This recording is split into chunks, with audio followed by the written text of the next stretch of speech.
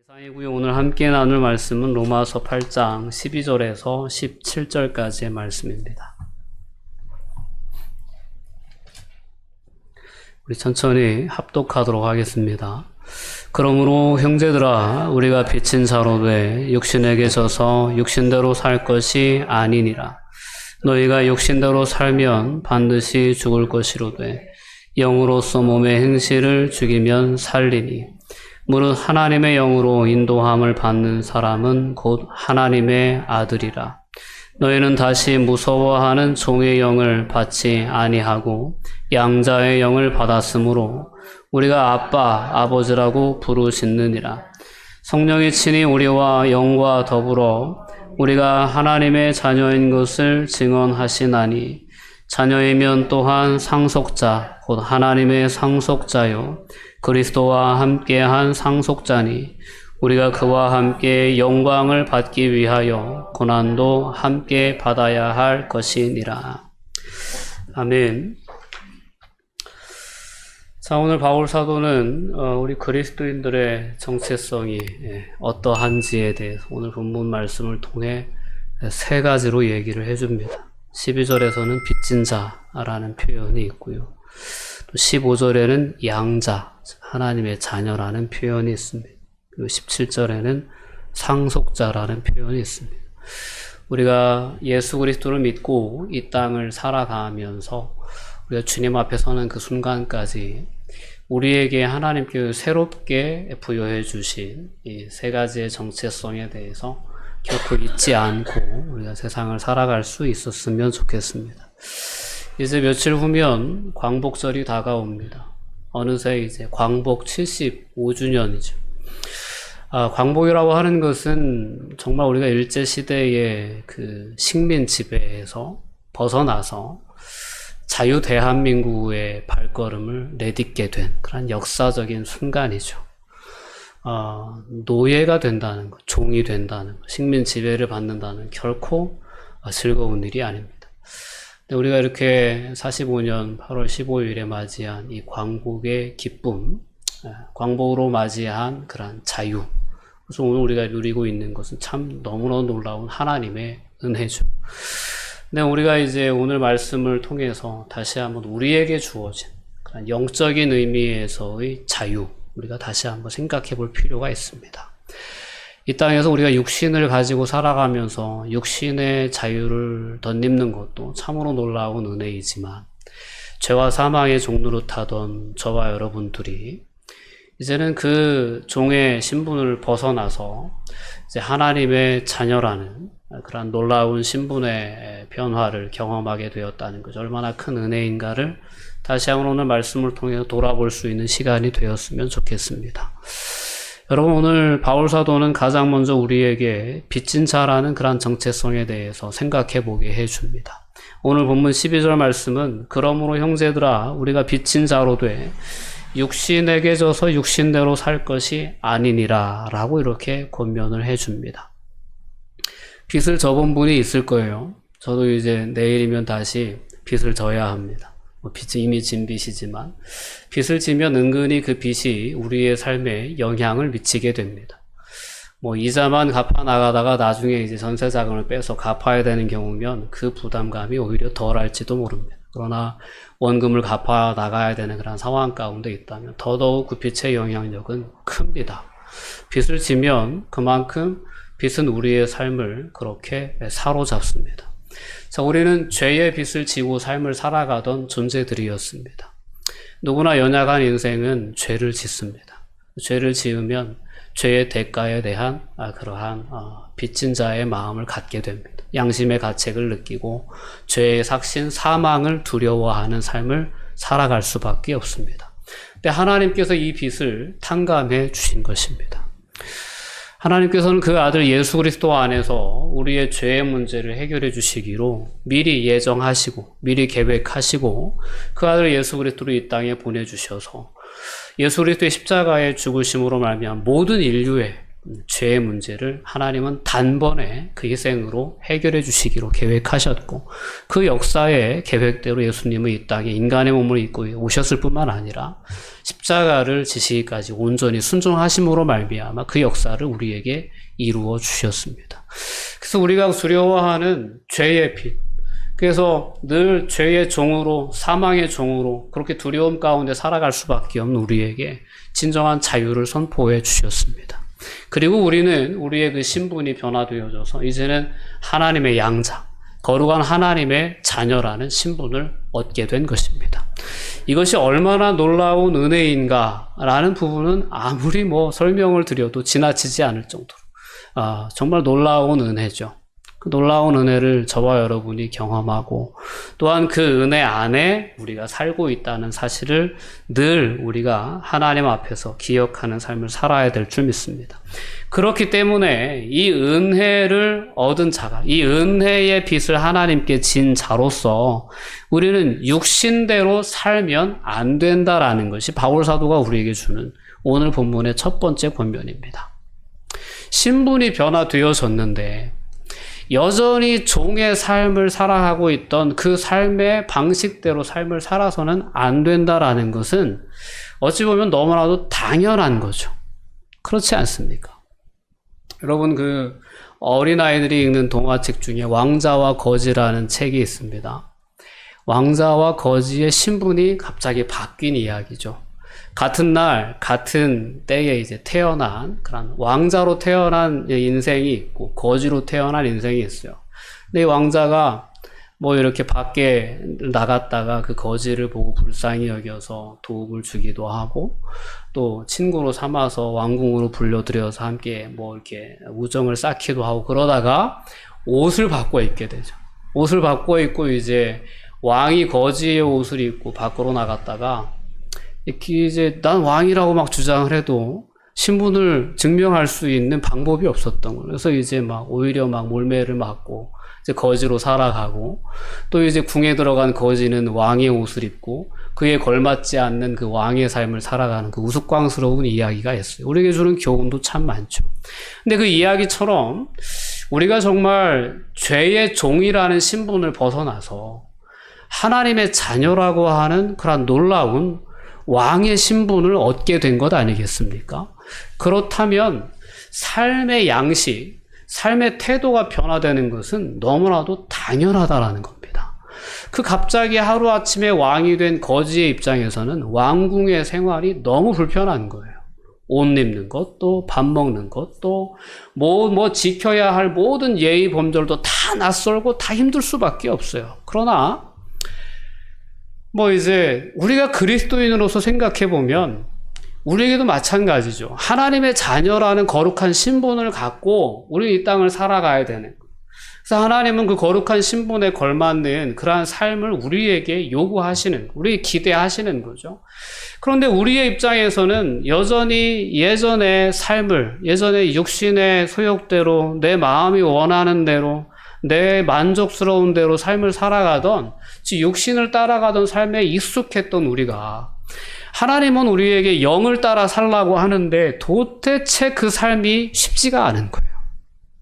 그렇다고 해서 우리가 그 삶을 포기할 수는 없다라는 거죠.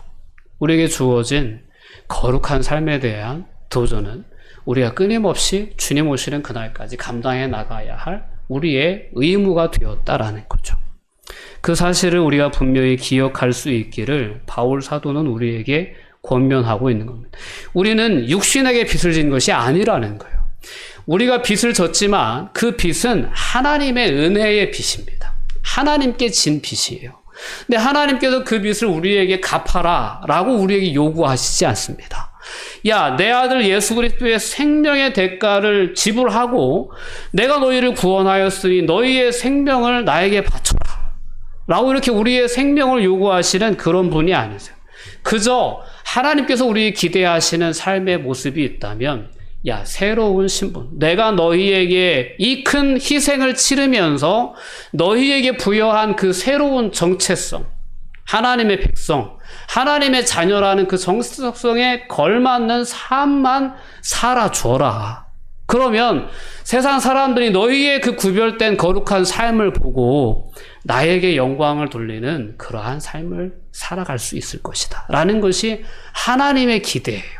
하나님의 기대. 자, 이러한 기대에 대해서 오늘 바울 사도가 우리에게 권면해 주는 표현이 12절과 13절에 나와 있는 표현입니다.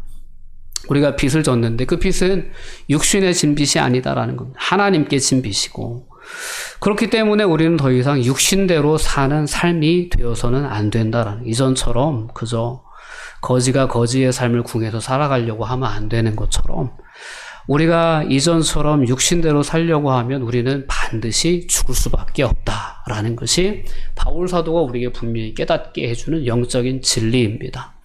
육신대로 살면 그 결과는 뻔합니다. 육신의 소욕대로 살면 그 삶은 죄를 짓는 삶으로 지속될 수밖에 없고, 죄의 대가인 영원한 형벌, 영원한 사망에 처할 수밖에 없는 것은 너무나도 당연한 운명이다라는 겁니다. 그래서 오늘 본문 13절의 말씀 통해서 바울 사도는 우리에게 분명히 얘기해 주는 거예요. 너희가 육신대로 살면 반드시 죽을 수밖에 없다.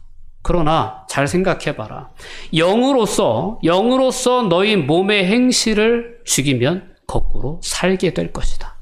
여기에서 이 죽음과 삶은 그저 육신의 죽음과 삶을 의미하지 않습니다. 하나님과의 관계의 회복이냐 단절이냐 이것을 의미합니다. 하나님과의 관계가 단절된 그런 완전한 사망에 처하게 될 때 영원한 벌을 받을 수밖에 없습니다. 그러나 우리가 영으로서 우리의 몸의 행실을 죽이는 삶을 살아가면, 우리 안에 구원받은 자들 안에, 하나님의 자녀가 된 자들 안에 오셔서 함께 하시는 하나님의 성령의 감동에 이끌린 삶을 살게 되면 그 열매는 생명, 즉 하나님과의 관계의 회복 안에서 누리는 생명과 평안, 즉 영원한 하나님의 나라, 영원한 생명으로 결론 지어진다라는 것이 오늘 13절의 권면인 것입니다. 오늘 우리에게 주어진 하나님의 은혜의 부르심은 바로 그 방향이 여기에 맞춰져 있습니다. 영으로서 우리가 삶을 사는 거예요. 여러분, 우리가 육신으로 산다는 것에 대한 그 한계를 우리는 이미 로마서 7장의 말씀을 통해서 분명히 살펴봤었습니다. 바울이 그리스도인이 된 이후에 이제 하나님을 기쁘시게 하는 삶을 살아야겠다 라는 마음의 소원이 있었어요. 선을 행하기를 원하는 마음의 소원이 있었어요. 그런데 삶을 살다 보니까 내가 원하는 선은 행하지 않고 도리어 원치 아니하는 악을 행하는 자신의 삶의 그러한 괴리감을 느끼게 된 거예요. 그 속에서 바울 사도가 깨달은 것은 자신 안에 자신의 삶을 죄법 아래로 사로잡아가는 또 다른 자아가 있다는 사실을 발견하게 됩니다. 근데 그 자아를, 그 죄의 세력을 자신의 힘과 능력으로는 도저히 이길 수 없다는 사실을 깨달은 거예요. 그리고 나서 이 사망의 몸에서 누가 나를 건져낼 수 있겠느냐? 오직 나를 건질 수 있는 분은 예수 그리스도밖에 없다 라는 것이 바울 사도의 고백이었습니다. 그 고백을 통해서 우리가 분명히 깨달았던 건 뭐냐면, 우리가 그리스도인이 된 후에, 하나님의 자녀가 된 후에 우리가 거룩한 삶을 통해 하나님을 기쁘시게 해드리는 삶을 살고 싶어도 이것이 나의 노력으로, 나의 힘으로 되어지는 것이 아니다라는 것에 대해서 우리 스스로도 분명히 결론을 내려야 된다라는 거예요. 오늘 영으로서 몸의 행실을 죽이면 살리니, 이 표현은 바로 이 내용을 담고 있는 표현입니다. 우리가 육신의 의지로, 육신의 노력으로, 나 자신의 힘으로 그런 삶을 살아갈 수 없다라는 것에 대해서 하나님 앞에 솔직히 인정할 때, 그 삶의 부분에 대해서 전적으로 하나님 앞에 내려놓을 때, 하나님 나는 안 됩니다. 나는 못합니다. 라고 고백하게 될 때, 그때야 드디어 영으로서 사는 삶이 시작될 수 있는 거예요. 성령 하나님은 우리가 예수 그리스도를 나의 구주로 고백하고 영접한 그 순간부터 우리 안에 들어오셔서 우리 안에 역사하십니다. 성령 하나님이 역사하시는 방향은 분명합니다. 영으로서 살라고 오늘 바울 사도가 우리에게 권면해주고 있는데, 영으로서 산다는 것은 두 가지 의미가 있습니다. 육으로 산다는 것은 내 마음대로 사는 거예요.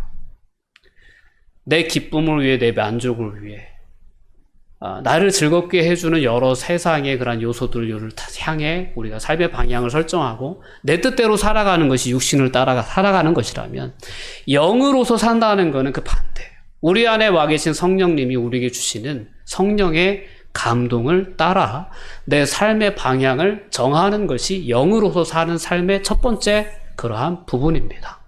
영으로 사는 거예요. 하나님의 성령이 우리가 그것을 느끼는 민감성의 차이는 개인차가 다 있겠죠. 하나님의 성령의 감동을 느끼는 개인적인 차이는 있을 수 있으나, 성령님이 우리 안에 오셔서 내 마음에 감동을 하신다라는 사실에 대해서는 그리스도인이라면 누구나 다 느낄 수 있습니다. 그 성령의 감동을 따라 사는 것이 영으로서 사는 겁니다. 뿐만 아니라 성령의 감동이 있다고 해요. 그러나 그 감동대로 사는 삶의 능력은 누구의 능력이냐라는 부분입니다. 그 역시 성령의 능력을 통해서 우리는 그 삶을 살아갈 수 있다라는 것이 오늘 말씀이 우리에게 주는 권면이고, 바울 사도가 자신의 삶을 통해 내린 결론에 해당하는 부분입니다. 뜻을 정하는 것도 성령의 감동에 의해서고, 그 뜻대로 실행하는 삶의 능력도 성령의 능력을 통해서 우리는 살아갈 수 있다라는 것입니다. 이것이 영으로 살아가는 거예요.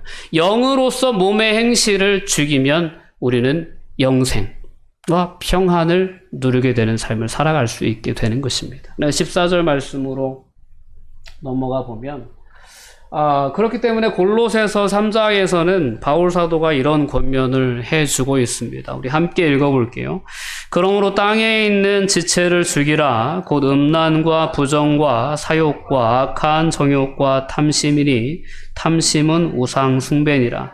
이것들로 말미암아 하나님의 진노가 임하느니라. 육신을 따라 살아간다는 것이 이렇습니다.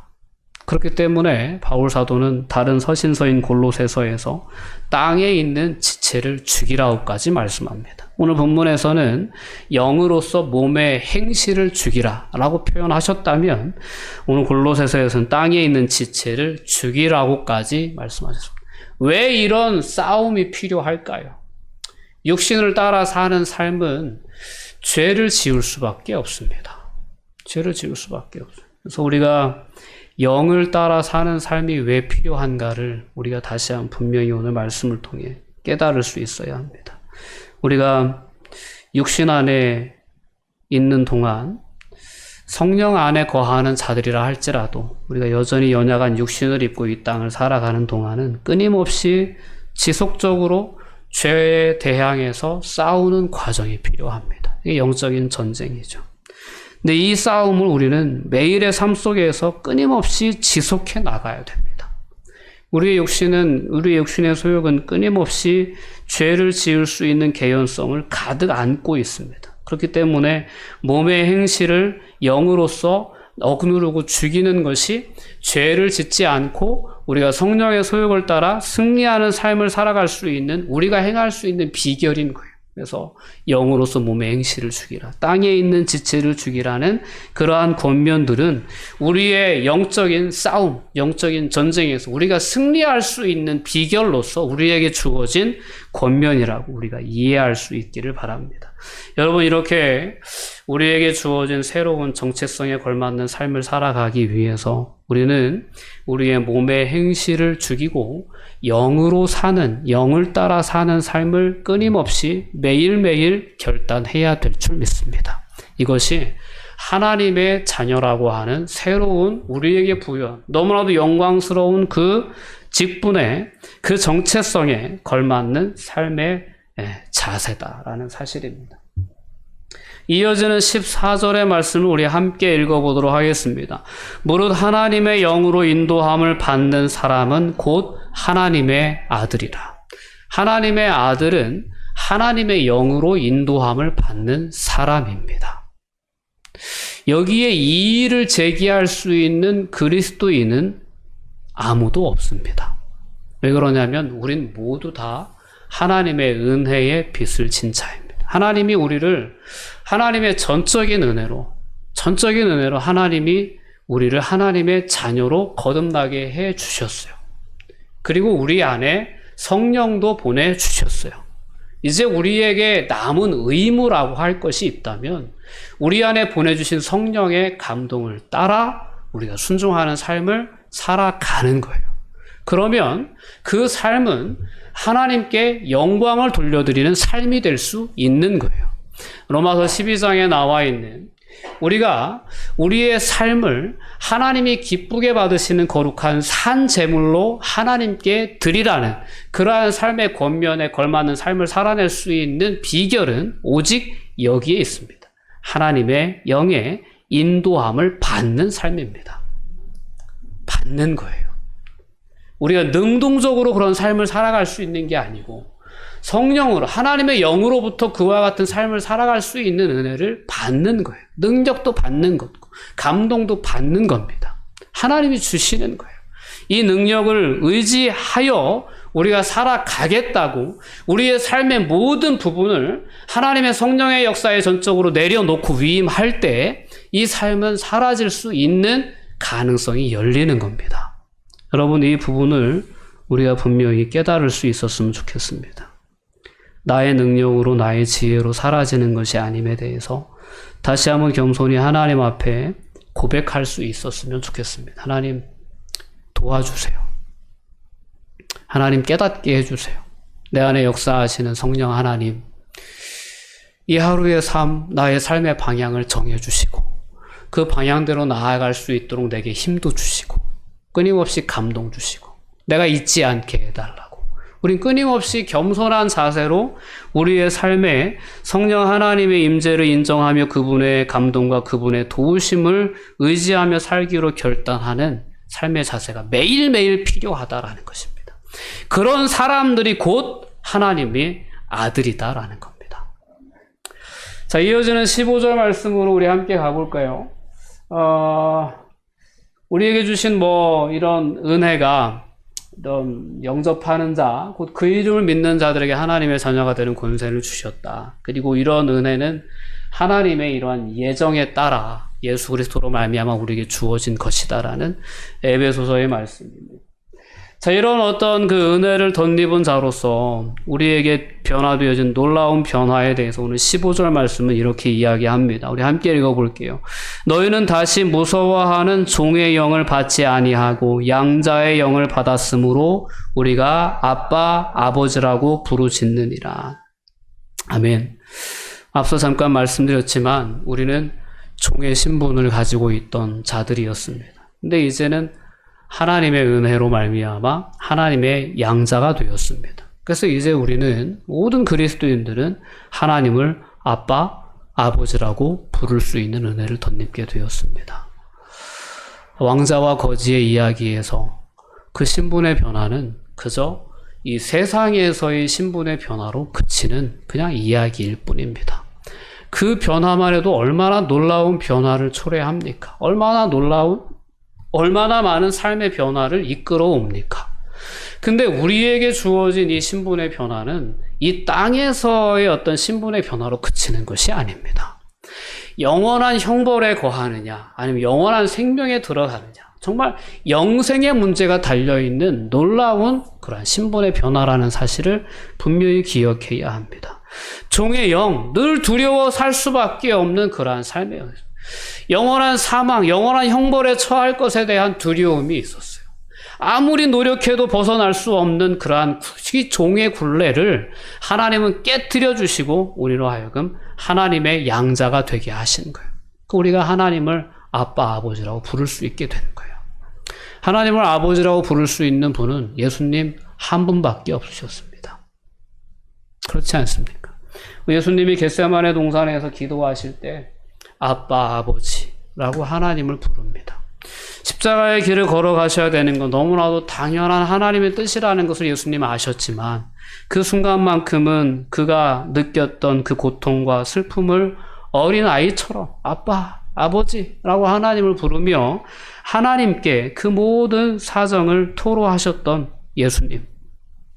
그 예수님처럼 이제 양자의 영으로 말미암아 이제 하나님을 아빠, 아버지라고 부를 수 있는 이 땅의 모든 그리스도인들은 그 하나님께 우리가 친밀하게 나아가서 우리의 모든 사정을 하나님께 털어놓을 수 있다라는 것입니다. 이 아빠라는 표현은 어린아이가 아버지, 부모를 지칭하는 표현입니다.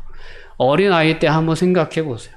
어린아이 때 부모는 전지전능한 존재입니다. 그렇지 않습니까?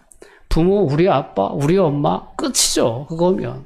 다 해결해 줄 수 있다고 믿는 그런 전적인 신뢰가 담겨져 있는 호칭이 아빠라는 표현입니다.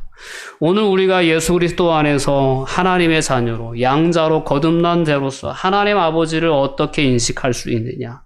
아빠, 아버지라고 인식할 수 있는 것. 어린아이가 아버지에게 다가가 모든 것을 맡기듯이 하나님께 나아가 전적으로 의뢰할 수 있는 자격과 권세가 오늘 우리에게 주어졌다라는 사실을 우린 결코 잊지 말고 세상을 살아갈 수 있어야 합니다. 그런 거룩한 부르심에 걸맞는 삶이 내게 요구되어진다고 해도 그 의무는 하나님이 우리에게 주신 은혜에 비하면 아무것도 아닌 것입니다. 아무것도 아닌 거예요. 야, 깨끗한 옷 입고 살라라고 하는데 그거 싫어하는 것이 이게 우리가 정말 하나님 앞에 어떤 변명할 것이 있겠습니까? 깨끗하게 살으라는데, 거룩하게 살으라는데, 부담되어 힘들어요. 이런 것은 하나님의 은혜가 어떤 은혜인지를 헤아리지 못하는 것밖에 달리 아니다라고 말씀드릴 수 있겠습니다. 하나님이 우리에게 주신 이 은혜로 말미암아 우리가 이 거듭난 신분이 어떤 신분인가를 우리가 분명히 인식할 수 있다면 하나님께서 우리에게 요구하시는 그러니까 거룩한 삶 살아라. 이 부분은 다 당연하죠. 하나님. 이렇게 우리가 받아들일 수 있는 부분이 될 수 있다라는 것입니다. 오늘 우리가 하나님의 자녀라는 것을 우리 안에 오고 계신 성령님이 끊임없이 증거해 주십니다. 자, 요한복음 8장에는 예수님의 이 말씀이 나오는데요. 이 말씀도 종과 이제 그 아들의 어떤 그런 차이에 대해서 분명하게 느끼게 해주는 말씀이 함께 읽어봅니다. 진실로 진실로 너희에게 이르노니 죄를 범하는 자마다 죄의 종이라. 종은 영원히 집에 거하지 못하되 아들은 영원히 거하나니. 그러므로 아들이 너희를 자유롭게 하면 너희가 참으로 자유로우리라. 아멘. 우리가 이 은혜를 누린 거예요. 그래서 영원히 집에 거할 수 있는 겁니다. 우리가 죄의 종으로서 영원한 형벌을 받을 수밖에 없는 그러한 자격에서 영원한 거처, 영원한 하나님 나라의 그 기업을 상속받을 상속자가 되었다는 사실. 여러분, 우리 사실을 우리가 새롭게 인식하고 늘 깨닫게 될 때 어떤 삶에 그런 어려움이 내 삶에 찾아온다고 해도 우리는 이 정체성을 바르게 생각할 수만 있다면 그 삶 속에서 승리할 수 있으리라 저는 분명히 믿습니다. 여러분, 오늘 우리에게 주신 이 말씀들이 다시금 이 어려움의 시기를 살아가는 우리에게 큰 위로가 되고 힘이 되는 그러한 말씀이 될 수 있었으면 좋겠습니다. 오늘 우리 안에 와 계신 성령님이 이 사실을 우리 끊임없이 깨닫게 해주시고 우리가 하나님의 자녀가 되었다는 사실에 대해 증인이 되어주십니다. 성령 하나님이 증거해 주시는 거예요. 증인으로 우리 안에 와 계시는 거예요. 우리가 아무리 부정하려고 해도 아무리 우리의 마음이 여러 가지 상황들 속에 흔들린다고 해도 성령 하나님은 끝까지 우리가 하나님의 자녀라는 사실을 증거해 주시기 위해 우리 안에 함께 하신다는 사실입니다. 야, 괜찮아. 넌 하나님의 자녀야. 넌 하나님의 자녀야. 넌 하나님의 상속자야. 하나님의 은혜에 빚진 자야 라는 사실을 끊임없이 우리에게 깨닫게 해주시는 분이 우리 안에 계신 성령 하나님, 성령이 친히 우리의 영과 더불어 우리가 하나님의 자녀인 것을 증언해 주십니다. 성령님이 하시는 일이 이런 일이에요. 성령님은 참 좋으신 하나님이십니다. 그죠? 우리가 하나님의 자녀라는 것 끊임없이 생각나게 해주죠. 하나님의 마음을 느끼게 해주죠. 하나님의 뜻 깨달아 알게 해주죠. 그 뜻대로 살아갈 수 있도록 능력도 더해 주시죠. 이런 하나님이 우리 마음 성전 삼고 우리 안에 와 계신다는 사실. 우리가 늘 아침마다 새롭게 깨닫고 인식할 수 있다면 세상을 살아가면서 무엇이 두려울 수 있겠습니까? 그런 삶으로 하나님이 우리를 부르셨어요. 이 부르심을 우리가 잊지 않고 세상을 살아갈 수 있다면 우리는 거룩한 삶을 살아낼 수 있으리라 믿습니다. 마지막 본문인 17절 말씀은 우리가 하나님의 후사, 하나님의 상속자라는 사실을 깨닫게 해줍니다. 우리에게 약속된 영원한 기업이 있어요. 이 얼마나 놀라운 은혜인지 모릅니다. 이 기업은 이스라엘 백성들에게 허락되어졌던 그 기업을 생각나게 해주는 표현입니다. 하나님은 열방 중에 이스라엘 민족을 택하셔서 하나님의 기업으로 삼으시고 그들에게 약속의 땅을 약속해 주셨습니다. 가나안 땅을 약속해 주시고 그 약속을 성취하셔서 다윗 솔로몬 시대의 그 영광스러운 하나님 나라의 영광을 그들이 경험할 수 있도록 해 주셨습니다. 성취해 주셨던 거죠.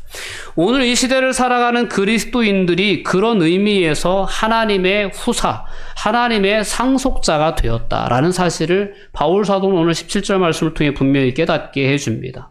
자녀이면 곧 상속자, 하나님의 상속자요 그리스도와 함께한 상속자다라고 오늘 본문은 세 번째로 우리의 정체성에 대해서 깨닫게 해줍니다. 저와 여러분은 하나님 나라를 유업으로 받을 하나님의 상속자가 되었습니다. 영원한 형벌을 받을 수밖에 없었던 종의 신분에 불과했던 저희들을 양자로 입양해 주셔서 하나님 나라의 유업을 이어갈 수 있도록 하나님 나라의 상속자로 삼아 주셨다는 겁니다. 예수 그리스도 안에서 우리에게 주신 은혜가 얼마나 놀라운 내용을 담고 있는지 오늘 말씀을 통해서 우리가 다시금 깨달으면서 당당하게 담대하게 세상을 살아가실 수 있기를 바랍니다. 이 땅에서 우리가 누릴 수 있는 물질적인 그러한 소유의 한계가 있을 수 있어요.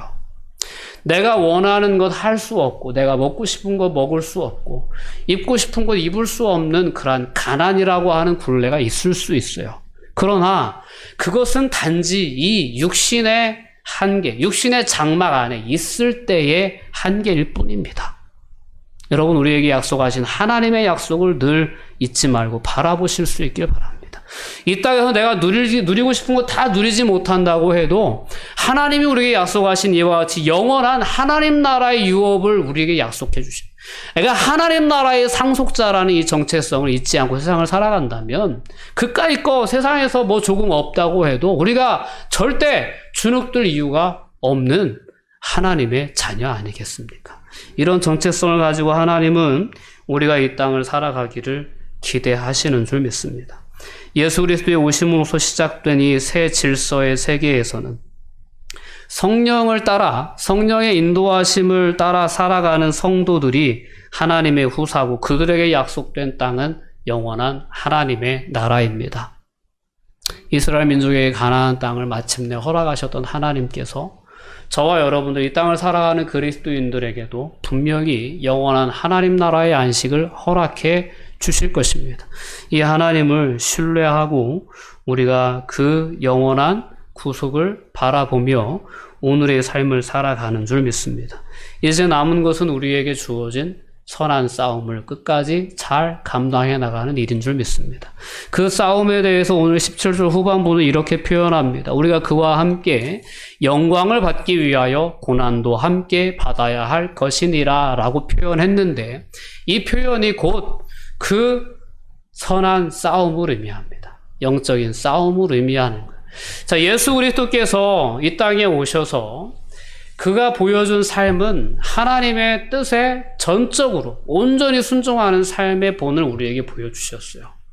자, 그리스도와 함께한 후사가 되기 위해서 우리에게 우리에게 역시 요구되어지는 삶도 온전한 순종의 삶입니다. 성령을 따라 영으로서 몸의 행실을 죽이는 삶이에요. 성령의 감동을 따라 하나님이 기뻐하시는 거룩한 산제물로 우리의 삶을 구별하여 드리는 거룩한 삶의 숙제가 우리에게 있습니다. 그런 삶을 살아가려고 하면 세상에서는 고난이 따르지 않을 수가 없습니다. 그래서 오늘 본문 후반부는 그렇게 얘기하는 거예요. 예수 그리스도와 함께 영광을 받기 위하여 고난도 함께 받아야 되는 것이다. 왜? 우리는 하나님의 후사니까. 그리스도와 함께한 하나님의 상속자니까. 그리스도께서 참여한 그 영광에 동참하기 위해서 그리스도께서 하나님의 뜻에 온전히 순종하시기 위해 당하셨던 그 고난쯤은 우리도 감당해야 된다라는 것이 바울 사도의 마지막 권면인 것입니다.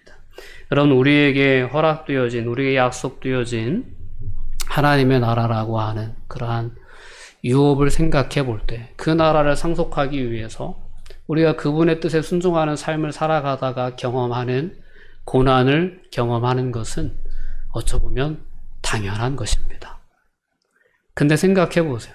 거지가 왕자의 신분으로 새로운 삶을 살기 위해서 궁에서 갖춰야 할 예의 범절을 익히고 식사 예절을 지키고 옷을 입고 그런 것이 불편하다고 나 안 할래 하고 뛰쳐나가는 것은 참으로 바보가 아니겠습니까?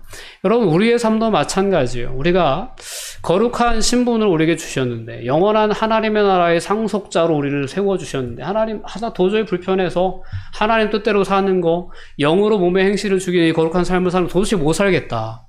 나는 그냥 내 뜻대로 내 마음대로 살다가 죽겠다. 이렇게 생각하는 사람이 있다면 정말 어리석은 사람이겠죠.